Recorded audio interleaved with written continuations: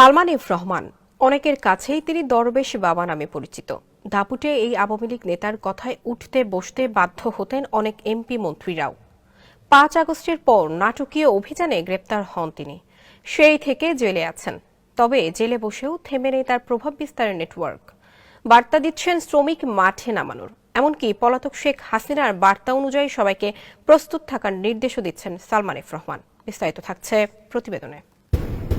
সোমবার সকাল ৯টা ৫৭ থেকে ১০টা ২২ পর্যন্ত ধাপে ধাপে আদালতের হাজতখানা থেকে বের করে আনা হয় সালমান এফ রহমান, জুনায়েদ আহমেদ পলক সহ বাঘা বাঘা ১০ আসামিকে।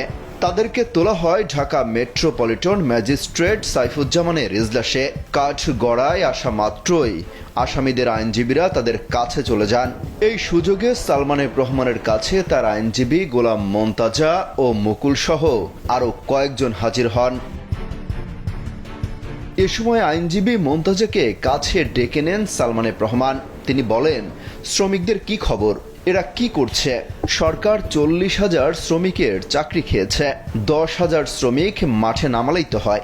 আমি চাচ্ছিলাম কোম্পানিটা চালানো হোক, এখন দেশের যে অবস্থা। এ সময় সালমান এফ রহমান আইনজীবীদের কাছে দেশের পরিস্থিতি সম্পর্কে জানতে চান। এক পর্যায়ে সালমান এফ রহমান মুচকি হেসে বলেন, নেত্রী কি বার্তা দিয়েছেন? এ সময় আইনজীবীরা কোনো উত্তর না দিলেও তিনি পুনরায় বলেন, নেত্রীর বার্তা অনুযায়ী সবাইকে রেডি থাকতে বলেন। এ সময় একজন সাংবাদিক সালমান এফ রহমানের কাছে কারাগারে কেমন আছেন জানতে চান। জবাবে তিনি বলেন, সাংবাদিকরা যে লেখেন আমাকে হটপটে খাবার দেয়, এসব মিথ্যা কথা। ঠিক সময়ে খাবারই দেয় না, রাতের খাবার বিকাল ৪টায় দেয়। এছাড়া কোরআন শরীফ দেয় না, জায়নামাজও দেয় না, ফোনে পরিবারের সঙ্গে কথা বলতে দেয় না অনেক আগ থেকেই। আমি ফ্লোরে ঘুমাই। এসব তথ্য তুলে ধরে একটি প্রতিবেদন প্রকাশ করেছে দৈনিক যুগান্তর।